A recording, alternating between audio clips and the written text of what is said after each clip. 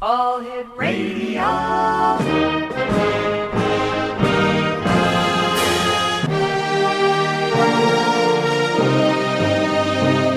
Welcome to the X Zone, a place where fact is fiction and fiction is reality.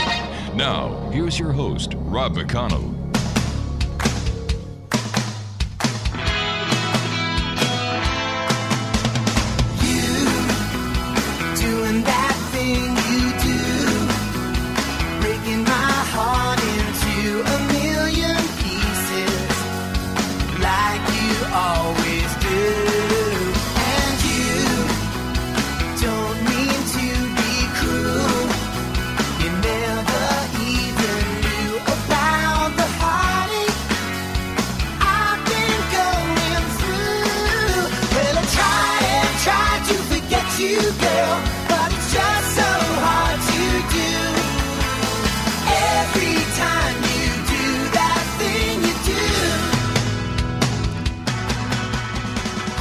And good evening, one and all, and welcome back to the X Zone. I am Rob McConnell, and for the next 2 hours, I'm your host and your guide as together we cross the time-space continuum to this place that I call the X Zone.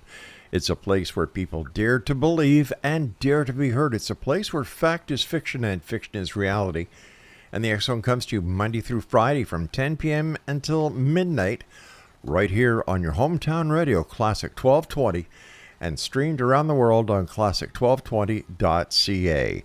If you'd like to send me an email, it's very simple, xzone@classic1220.ca. My guest this hour is Jeff Krause, and Jeff's been investigating and researching UFOs for most of his life and is the former MUFON State Director for Southern California. Jeff was recently a member of the MUFON Presents UFOs Around the World panel at the Alien Congress, or Alien Con as it's called, in Los Angeles in 2019. Joining me now is Jeff. And Jeff, did I get your last name right? You sure did. Yep, Krause sounds like house. Krause sounds like house. Hey, that's my favorite TV show. Jeff, welcome back. Always great having you, my friend. Yeah, it's great talking to you too, Rob. I hope everything's going well with you. It is, and well, we're here at Classic 1220, a great station that reaches all the way from the northern parts of the state of Pennsylvania and New York all the way to way past Toronto into the cottage country. So everything is going great.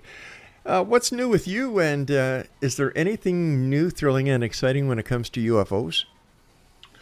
Well, you know, every day is an exciting day in the UFO world, to tell you the truth.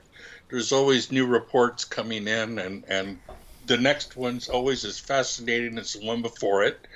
So that's never a problem there.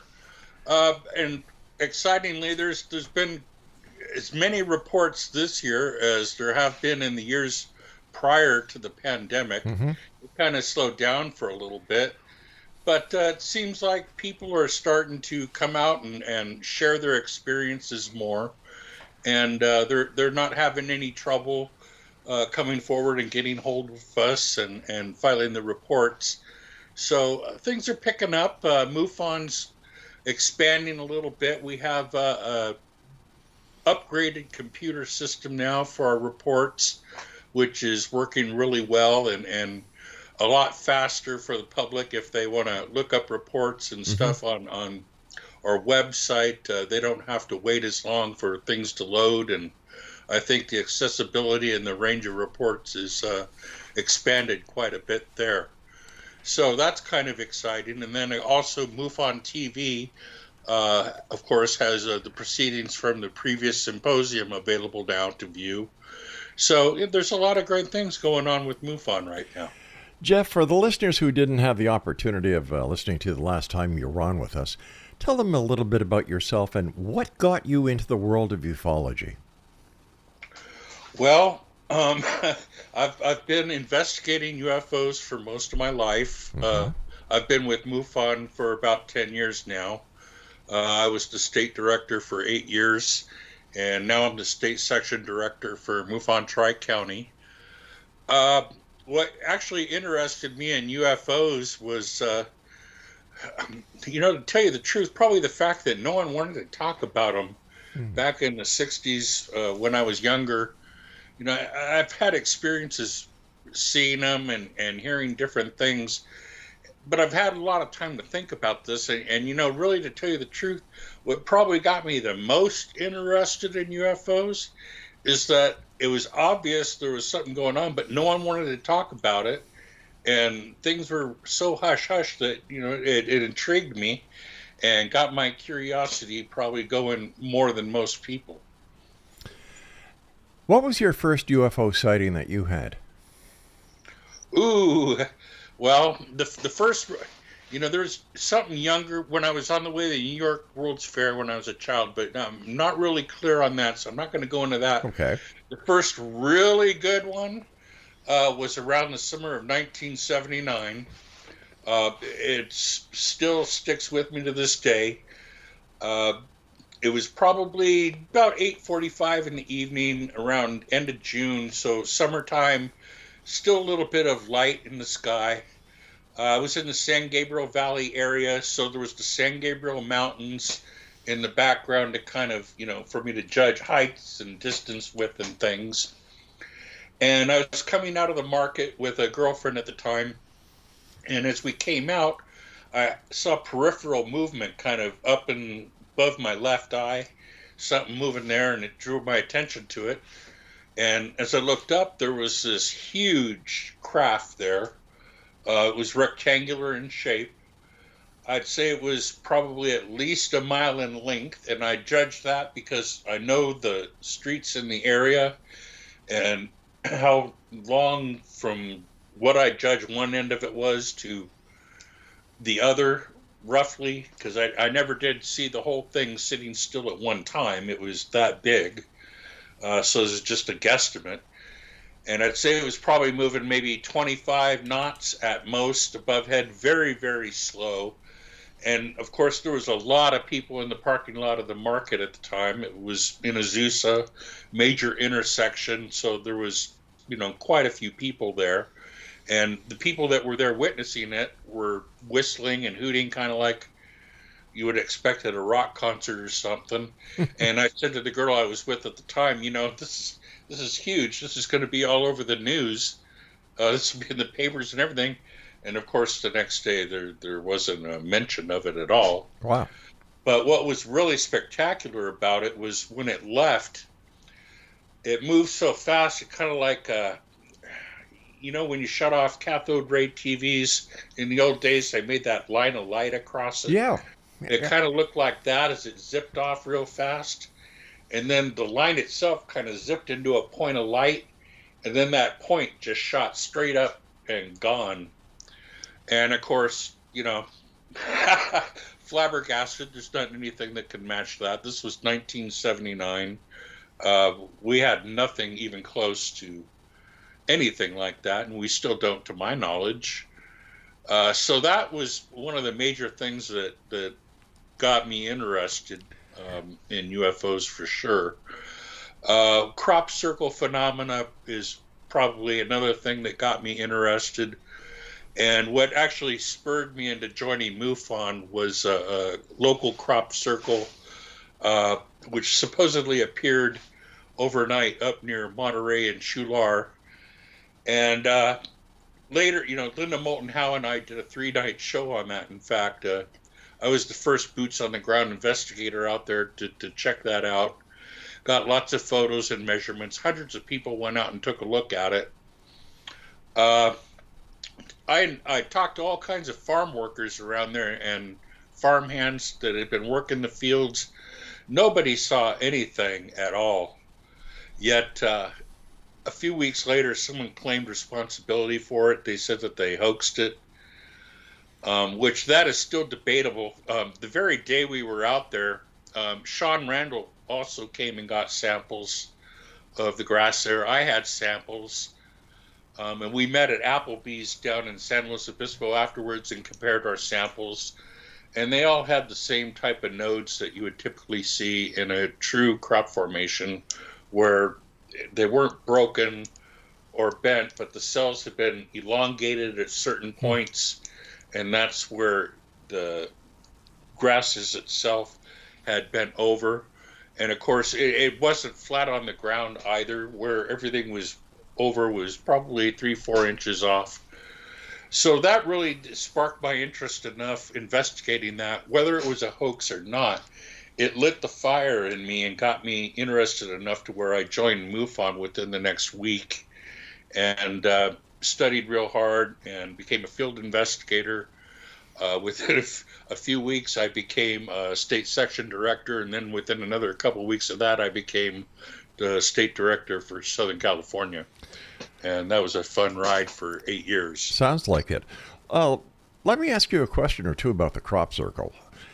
You had these samples with Sean. Did you guys take the samples to a lab to have them analyzed to see if there was anything strange within the content of the samples that you guys acquired? I believed I'd let Sean go ahead and take my samples with her, and I believe that she did have them analyzed. But then when the news broke out that this was a hoax, I think everyone kind of just let that go. I never did hear the results of it, although Sean might still have the results and might be familiar with what happened to it. Right. But the thing is, with that particular instance, the very night after we got the samples, there was crowds out there from all over the place. They bulldozed this lot. The whole crop and everything. They plowed it and got rid of all the evidence of everything. I had traveled out to the company in Salinas that was actually growing the crop, and they sent a security guard out and wouldn't even let I or the person that was with me come on the property to ask them any questions about that particular parcel of property that this was on. And conveniently, the owners of the property that had the farmhouse on it, who leased it out for different companies to grow, were away in Europe at the time. So the only real people that I had to talk to in the area were the farmhands that we had talked to and the workers in the area. And I had the presence of mind to bring a Spanish-speaking friend with me who was able to translate, when we talked to everyone. And no one saw anyone making anything out there in this field, which, by the way, this particular design was 300 feet in diameter. It would have taken quite a few people an extensive amount of time to do this intricate pattern that was in it. And it's my belief to this day that this was an actual crop circle that someone showed up on in the morning, because there was a van some of the workers saw with some people that came out the day the news broke of it being there. Yes. They saw people out there walking through the field with some kind of test equipment or something. And then the news broke of this because a helicopter flew overhead and gotten footage of it. But there's no way that this few people, maybe 6 or 7 people the workers said they saw out there in this field, could have done this in a few hours' time. This would have taken 7 days with a well-trained group of 10 people.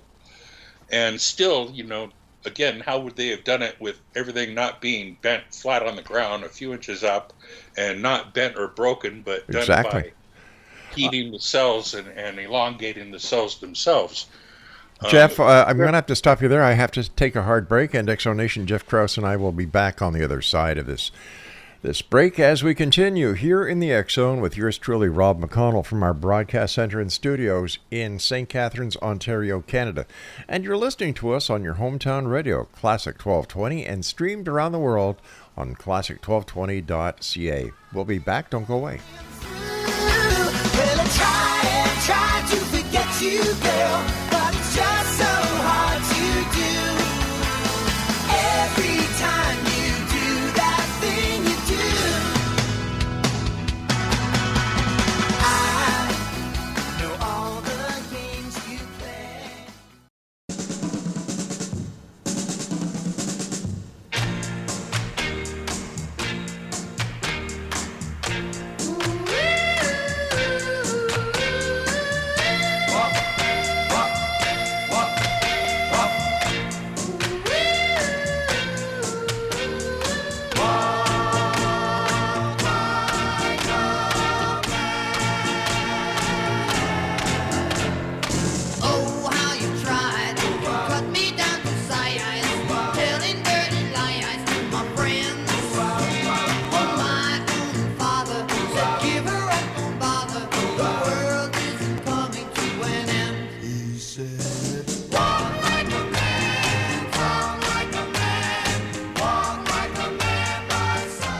Welcome back, everyone. Jeff Krause is our special guest this hour here in the X Zone. And as usual, every night from Monday through Friday at 10 p.m. until midnight, I'm here, yours truly, Rob McConnell, as the X Zone comes to you on Classic 1220 from our studios and broadcast center in St. Catharines, Ontario. And of course, we're streamed around the world on classic1220.ca. Jeff, we were talking before about your first or second UFO sighting, this triangle that was approximately a mile, in width. Rectangle. I said triangle, right? I'm sorry, rectangle. Yeah. All these people saw it, and yet it didn't make the media. How do you explain that? 1979. Okay. Those are the days when you just didn't talk about it. And, quite frankly, even then, I was surprised that there was not a word about it, even jokingly on the news, giving it a backhanded approach to it. Sure. There was just frickin' nothing. And I know that at least, and I'll give it a conservative estimate, we'll say 75 people were in that parking lot. Let's exclude the other four corners of the major intersection of Azusa and Arrow Highway, which is a major intersection even then. But I'll give it a conservative estimate and say 75. Truthfully, I'd say the number was double that of people in the parking lot. Ambient lighting was still enough to where I could see through the parking lot and see the cars and see the people. I could see the San Gabriel Mountains in the distance. And that's how low this thing was. I could see the top of the San Gabriel Mountains, and then here was this behemoth thing over my head, barely moving. Jeff, let me tell you, that was a strange feeling. I guess it would be if it was a mile in width. How tall, or what do you think the height of the craft was? I really couldn't say. I'd be guesstimating. The width, I did see the side and the bottom, and the front leading edge, I guess you would call it, whatever, because when I looked up, I guess it had first started going overhead. So I saw the beginning of the craft, and it kept going and going. And I did, obviously couldn't see the other side of it or the top. I couldn't tell you anything about any of the characteristics there. And there really wasn't anything distinguishable on the bottom, except it had, it wasn't smooth. It had compartmented, like segmented type sections. Nearest thing I compare it to would say maybe the way the old Battlestar Galactica might have looked in TV back when, kind of like that, except it wasn't that color. It was kind of grayish. And just, basically flat, rectangular thing slowly going overhead. Very, very strange to see. And not quite really registering what it was until it did that acceleration. And there was no sound whatsoever. But when it accelerated like that, it stretched off, and then that little dot just zipped up into the sky with the stars. That's, that's what I knew. It was definitely something out of this world. At least, that was my opinion back then. I can hear the excitement in your voice when you're talking about it. But still, yeah. And that was, let's see, 44 years ago. Since your time with MUFON and being a director and a section head, have you ever gone into their data bank to see if they had a report on that sighting? I have searched that, and I've searched New Fork. I've searched everywhere I could, and nothing. Nothing, eh? Not a word of anything on that. And oddly enough, I don't think I've even found sightings that were even close to, weeks or months of that. So, who knows? Jeff, let me ask you this question. You've been investigating UFOs for a long time, and, MUFON is inundated with professional investigators, scientists, researchers. Why is it important that we investigate UFOs? What's the importance? Well, for me personally, the importance that I put on it is that anything else out there in the universe needs to be understood. We need to investigate what else is out there. It wasn't that long ago where the whole opinion of everyone on planet Earth was that Earth was the center of the universe and everything revolved around it, and we were the only people inhabiting it. And that's a pretty lonely and sad outlook to have on a universe. I prefer to have one outlook where there's many other civilizations out there, and in time maybe we'll be ready to meet with them or communicate with them again if we haven't already. I kind of feel like perhaps we have in the past. Maybe something happened that interrupted that.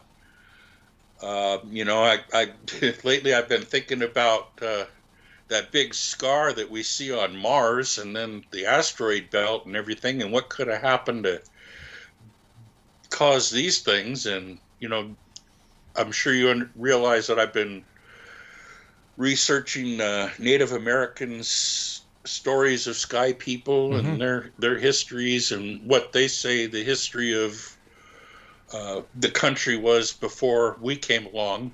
And what do they say about the sky people?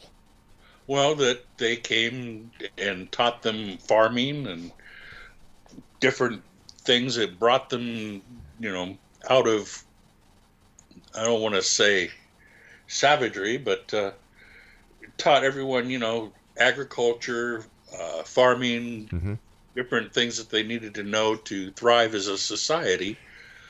And there's many stories of that throughout the world, not just in the Americas, but throughout the world. There's common stories of people coming from the sky, right, and teaching mankind different techniques for agriculture and farming and ways to better ourselves. Jeff, if the people from the sky, or as we call them, going back into the folklore of the Native Americans, taught them how to farm and taught them necessities on how to advance their societies, why didn't they teach them how to defend themselves when it came to the settling of the West, when so many Native Americans were slaughtered?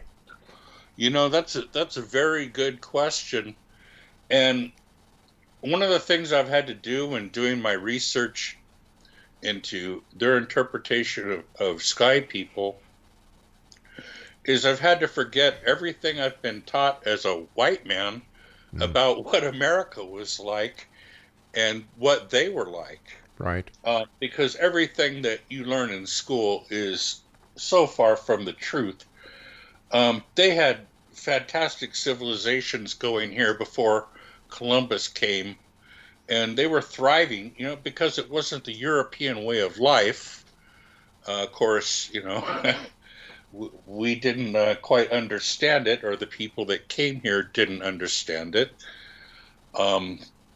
There's a lot of unlearning I've had to do and a lot of relearning I've had to do and different revelations about things. But I think basically, one of the reasons they didn't defend themselves was when Columbus came, so much pestilence and disease came from the Europeans at first, because they were a dirty lot, let me tell you. And they really, disease wiped out quite a bit of the peoples that lived in the shoreline areas at the time. So it's not that they didn't know how to defend themselves, it's that they were coming back from a major catastrophe. And sort of like how Europe was at the end of the Black Plague, they weren't up to their best game at the time, and those that were left were kind of still in shock from everything that had happened before that. No, what I was trying to get at, Jeff, is that if the sky people were in fact what we believe to be extraterrestrials who who just ventured onto this planet and helped the Native Americans and other natives to proceed and mature with their societies. Why didn't they supply these people that they helped with better ways to defend themselves? Because if they were that advanced, I believe they might have had the ability to go forward and back in time, and they should have realized what was going to happen. See, now here we go. Hey, why not? That sounds great. But reality is, we can suppose and ask why, and all we're doing is guessing. Yeah. We don't know the technologies they have, the abilities they have, or even the alien mindset or what they think.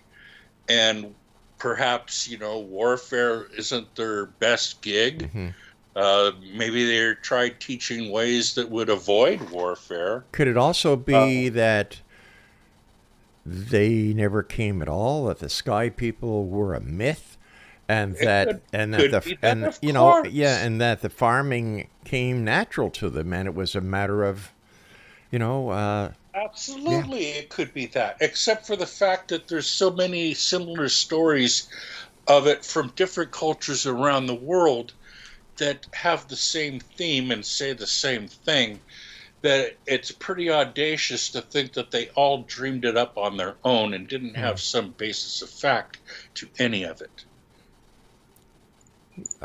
Yeah, because they didn't have the internet back then, did they? No. They didn't even have the LA Times. Boy, were they lucky. They didn't even have a espresso soup can with a string on it. So, for these cultures to say the same thing when they're separated by thousands of miles and even hundreds of years in some cases, that's just too much of a coincidence, and I don't really buy coincidence. But let's take another look at it, another way of looking at it.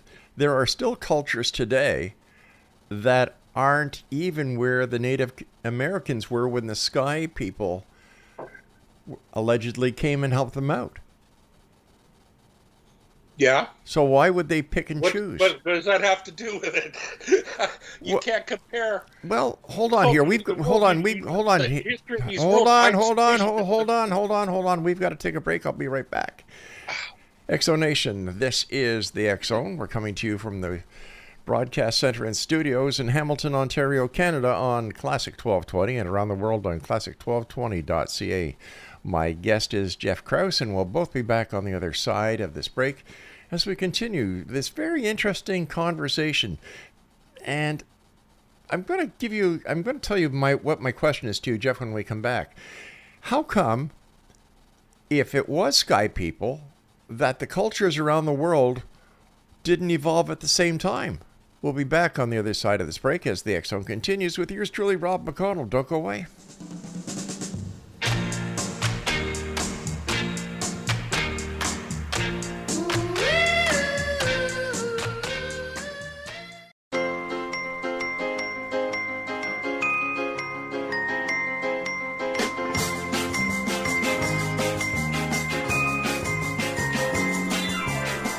If you need someone to count on, count me in.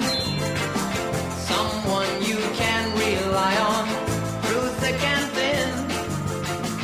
When you start to count the ones that you might ever doubt, if you think of counting me, count me out. When you count the ones that want you, count me too. Exonation, Jeff Krause is our special guest, and we're talking about UFOs, and we also talked about crop circles. But Jeff, what I'm getting at is, if the sky people were involved in the in the agriculture and other aspects of one society, and like you were saying that these reports are worldwide, then how come all the world didn't advance technologically, mechanically, sociologically at the same time? Okay, what you're saying is, how come it's not like today back then. And that's totally illogical. No. That's not what I'm saying. Wait. No, hold on, Jeff. That's not what I'm saying. We did have societies at the same time then, just not to the same technological level we have today. And, we don't know exactly when, if any, interaction occurred, but we are finding more and more and more proof of highly advanced civilizations that were around way back before the Ice Age and had way more technology than we gave them credit for back then. What evidence? All seem to have been around the same time, way back then. What evidence? What evidence? Well, let's see. The ruins that are being found out at Tiahuanaco, Göbekli Tepe, let's see, what's that area? Mohenjo-Daro, that other place in the South Pacific where they did the laser survey and found the ruins there that go on for miles of the basalt foundation on the civilization that's built there. The name of that place is escaping me at the moment, but there are many excavations going on, many places that are being discovered. I don't doubt that. I don't doubt that at all. But you said before the Ice Age. Sure, that's right. In fact, they're finding now that, okay, excuse me. Let me backtrack here. Okay, sure. Maybe around the end of the last Ice Age, we're finding results of things from then. But there's also civilizations, they believe, that went on before the Ice Age because of evidence spoken about from these civilizations. They're finding evidence of at the end of that Ice Age. Do you follow my train of thought there? Okay, so let me see if I've got it right. They're finding evidence of the civilization at the end of the last Ice Age that has It was built around the end of the last Ice Age, roughly. Okay. And they have references to things that couldn't have been there at that time. They had to have occurred before the last Ice Age, such as animals and things carved on the pillars there that weren't around at the time of the last Ice Age. They didn't exist except before the last Ice Age. All right. Could they have been?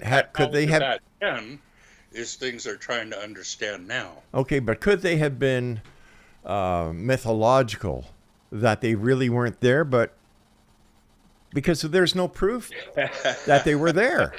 What It could have all been mythological, Rob. You're But right. The fact is, it's probably not. They have real good reason to believe that the carvings are actual picturations of things that they saw. All right, Jeff. What I'm trying to do is get factual evidence here. Facts, not possible, not probable, but facts.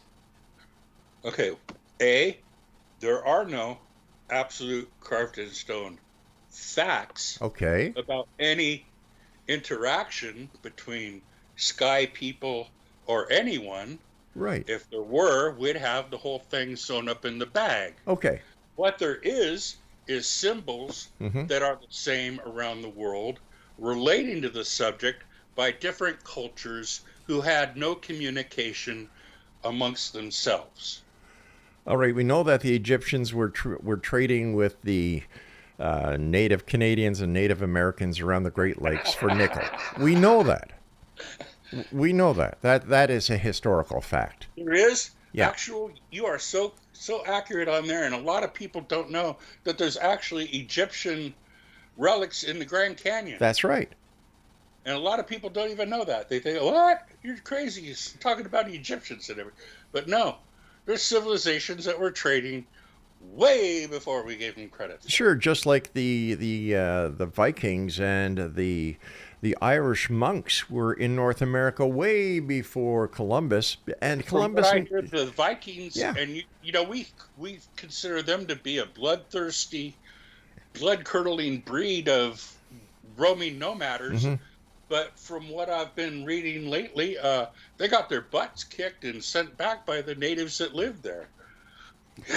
You know? You know, they came and tried to trade a few times and tried pulling a few tricks, but the natives, for one thing, they said that they smelled really bad, which I found that very humorous. But they were repelled. The warriors in the Americas were fierce enough to turn them back, and where they didn't get a foothold in the Americas back then. Well, that brings up an interesting question. Then how come the natives in the Americas didn't kick the butts of the Europeans that came and send them back to Europe? Like I said at the beginning, the disease that they brought caused a lot of damage and weakened everyone right off the bat. But then when they started doing trade and everything and opened the door, that really, when they Wampanoag made the deal for Manhattan, that was the death knell for everything. If they'd have never done that, everything would be a lot different. But that changed everything and opened the door, and from there, it just spread like cockroaches.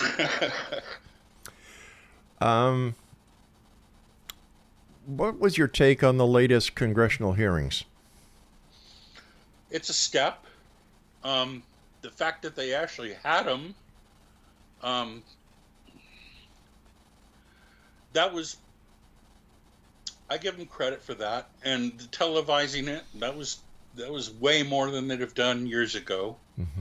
But it seems that the steam was kind of let out after that, whether it's because of the political climate, being an election year, or I haven't quite figured it out, but it seems like the congressional interest has completely disappeared since then. But it'd be interesting to see if at the beginning of the year, when things kind of cool off a bit, when the House comes back, if they even mention it, or if there's any more talk of advancing the hearings. But I kind of think that it ran its course and might have had its moment, and we may not see anything for a while unless there's some new leak or revelation that comes at the turn of the year. Why do you think it lost steam? Why do you think it just fizzled out? Everybody was so excited that it was going to happen. You had 3 whistleblowers. It was well publicized. It was carried on major networks. And it fizzled. Yeah. I think, really, to tell you the truth, everyone's lack of trust in government at the time might have something to do with it. Perhaps the fact that they think there's more important things for them to pay attention to at the moment, and they need to get their act together before they start taking care of that other stuff. That would be a good idea. Business hasn't exactly been taken care of, so that could be a large point of it. But then I don't know. I'm putting my viewpoint out there as to why that might be. But who knows? Maybe it hit a sensitive nerve with someone and they kind of quieted it down. Because I haven't seen or heard anything in the media, mainstream or otherwise, about an increase in sightings. I haven't heard any more military leaks that are coming out, like the Tic Tac. And nothing. The silence itself is conspicuous. Yeah. But then that always kind of happens this time of year. Things always slow down as it gets to fall and winter because there's less people outside looking up. I don't know what the weather's like where you're at. Here it's rainy and cloudy and can't see crap anyway. In fact, the Firefly launch that was supposed to happen yesterday got canceled, so that's not going on till Friday. Right. And I'm sure that probably has a lot to do with it. The time of year, summertime, things always perk up. So, we'll watch and see next year, see if things start picking up around spring, May, June, that time of year. Things will probably be hopping again, I imagine. I understand that MUFON is also now looking at interdimensional travel and the existence of the multiverse and the multidimensional theories being brought forth by quantum mechanics and quantum physics as a possible answer to the alien presence. Well, you can't just assume that for one thing, like I've always said, there's not just one species coming here or checking us out. There's many different, and they don't all drive the same thing. They got a multitude of different kind of craft that are being used. And of course, you don't plan a trip from the furthest reaches of the universe in your smallest spaceship. You come in your biggest ship with a bunch of your small spaceships. And so there's a multitude probably of different things to be seen and different ways to approach the problem. And it's probably not all physical craft coming here. Some of it could be dimensional shifts. Some of it could be time travel. Hell, we don't know what we don't know. So so when we look at the UFO phenomenon, are we now saying that they may not be from outside of the galaxy or outside the solar system, but on a parallel plane? That is not at all what I said. That might be what one species of them is from. But what about the other 100? Okay. And don't expect they're all coming from the same space or the same way either. Sure, that might be an explanation for some of it. That's not the explanation for all of it. Well, we've got about 30 seconds before I have to take my next break. So how many? Yeah. So how many different species, in your opinion, are visiting this planet? From what I have heard, there is credible information that at least 100 different civilizations have had representatives interacting and visiting here. That's quite a few people. Yeah. That's more than a New York subway. How true. Stand by. We've got to take our final break for this hour. X-Zone Nation, our guest this hour is Jeff Krause, and we're talking about UFOs and other things. We've talked about interdimensional travel. We've talked about multiverses. We've talked about crop circles. And who knows where we're going to end up on the other side of this break as the X-Zone continues with yours truly, Rob McConnell, from our broadcast center and studios in St. Catharines, Ontario, Canada, on your hometown radio, Classic 1220, and streamed at classic1220.ca.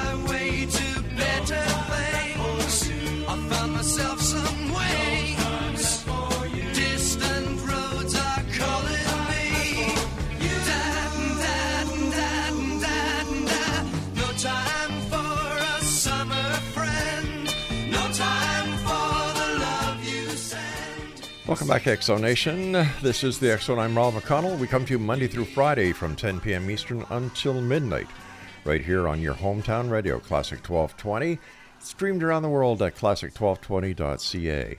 Jeff, how can our listeners contact you or get more information about you and MUFON? Well, the MUFON website is www.mufon.com. You can find me on Facebook right now. Real easy to find me there. I don't have a website up at the moment, but that probably will start sometime in 2024 when I get ready to put my book out. I'll have a website going up then.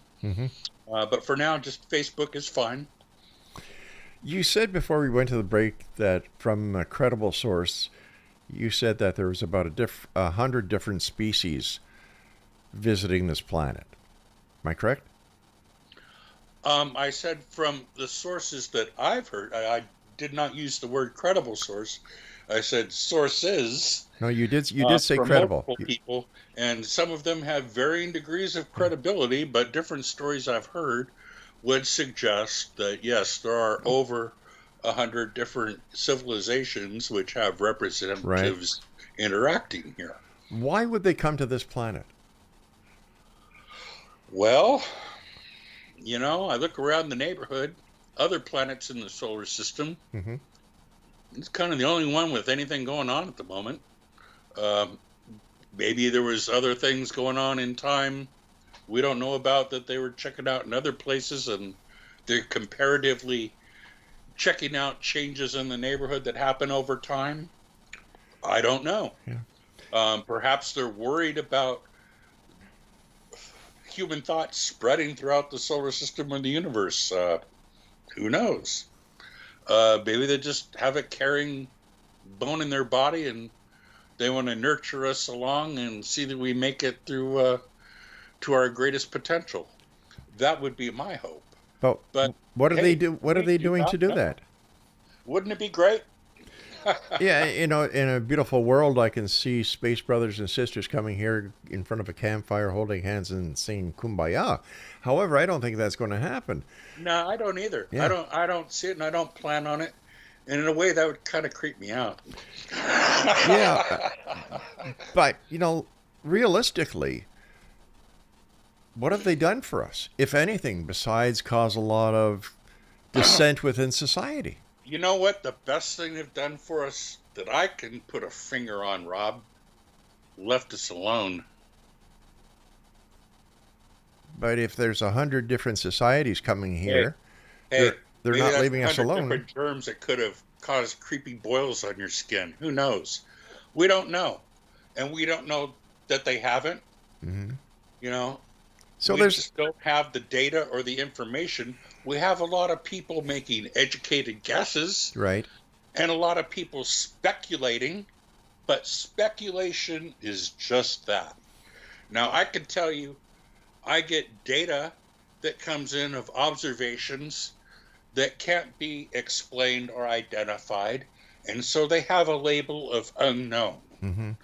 That does not mean I can say, well, it's an unknown, so it must have come from friggin' Jupiter's moon, and it probably has yellow-skinned, 4-foot-high gerbils that speak Indonesian on a regular basis and eat tofu on Saturday. Hey, that sounds great, but you know what? That's speculation. And I swear to God, if anything shows up that fits that description, I did not manifest it. What about these people who talk about the what are they called, Craig? Praying mantis aliens that they see? Like, how do we account for all the different descriptions that have been given over the years without one photograph? Yeah. I would love to see an actual photograph of a real alien.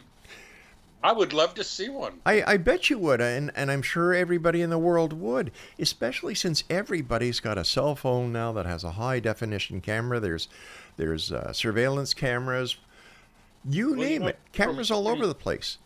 People joke that they have camera blur technology, but hey, maybe they do. I don't know, and I could not answer your question on why there isn't a good photo of an alien. I can tell you why I don't have a good photo of an alien, because one hasn't stood in front of me while I had my camera in my hand. In fact, one has never stood in front of me to my knowledge. So it'd be kind of hard for me to get a picture of one. Jeff, let's say you were driving down the road tomorrow, dark country road, UFO lands right in front of you. What would you do? Rob, let me tell you a true story. Okay. I was picking up my son about 2 years ago from work. It was like 9 at night. Mm-hmm. And we're coming down the road, Los Osos Valley Road, near my house. And we saw a large triangular-shaped craft hovering over a house. I'm trained. I know what to do.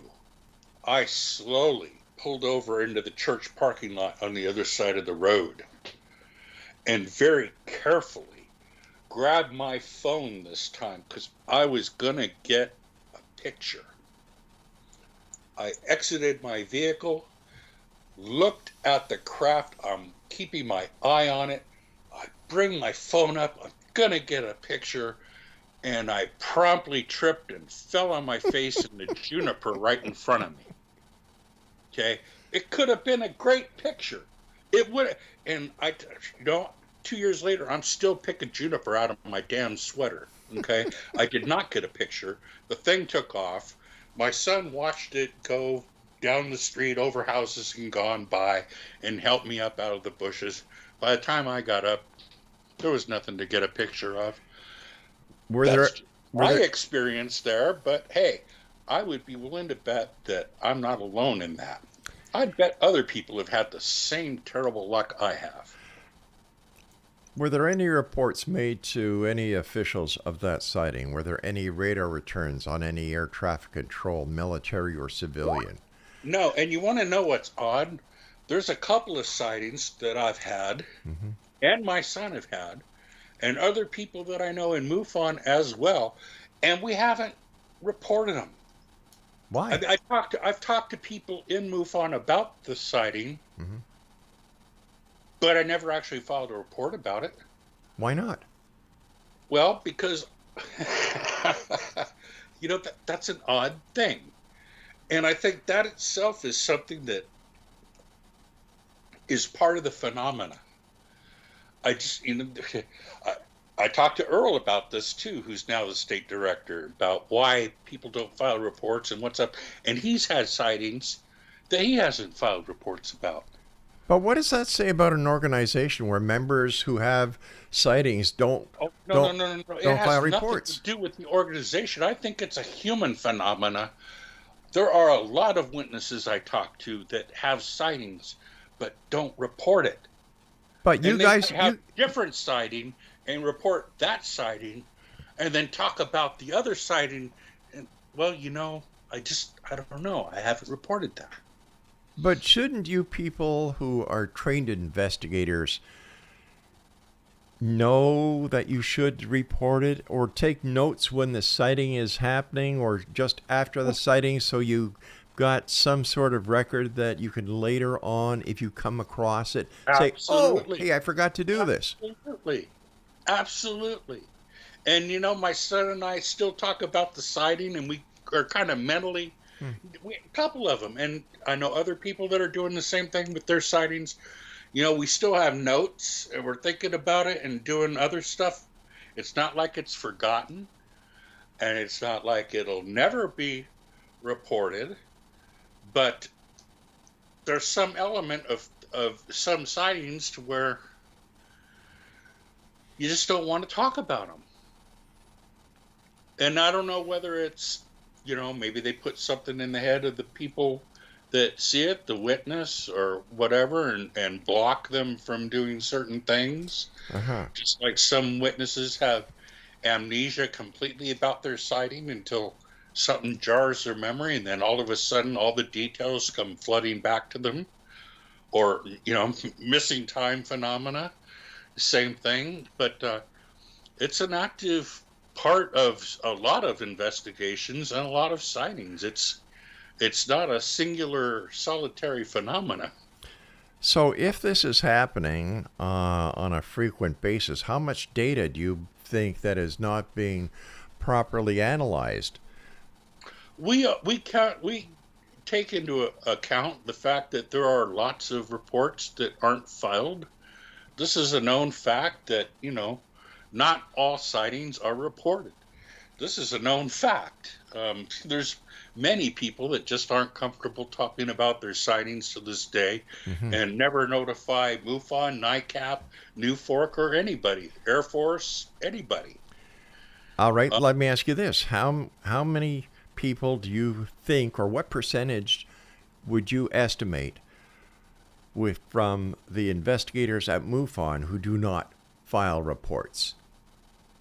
It's not that investigators don't file reports. You're taking this completely out of context to some sightings.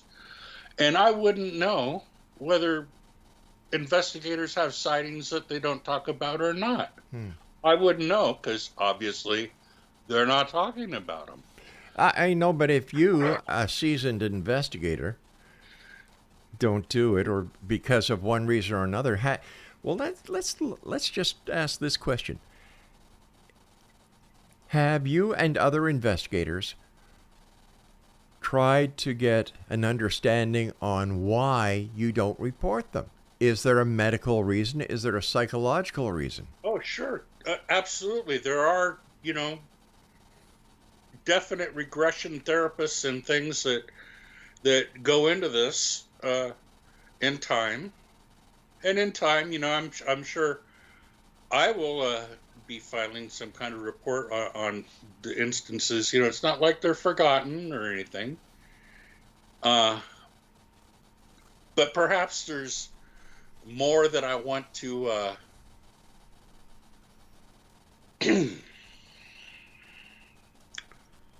more than I don't want to say evaluate about the sighting before it's just the importance of a sighting being reported immediately. If it's something really good, immediate reporting is important. If it's not reported immediately, then it becomes hearsay, I guess you'd call it, not an actual report. And so, even though it would get reported, it wouldn't be anything that would be investigated because I don't feel that there's anything to investigate in it. All right, Jeff, we've got to say so long for tonight. And thanks for being on the show. Mind you, I'm kind of trying to understand why there's no importance placed on UFO sightings that are not reported. And I'm wondering how this affects any analytical data that MUFON is putting out there. I'll be back on the other side of this news break or commercial break with hour number 2 of the X Zone from our studios and offices on your hometown radio, right here, Classic 1220, and streamed around the world on classic1220.ca.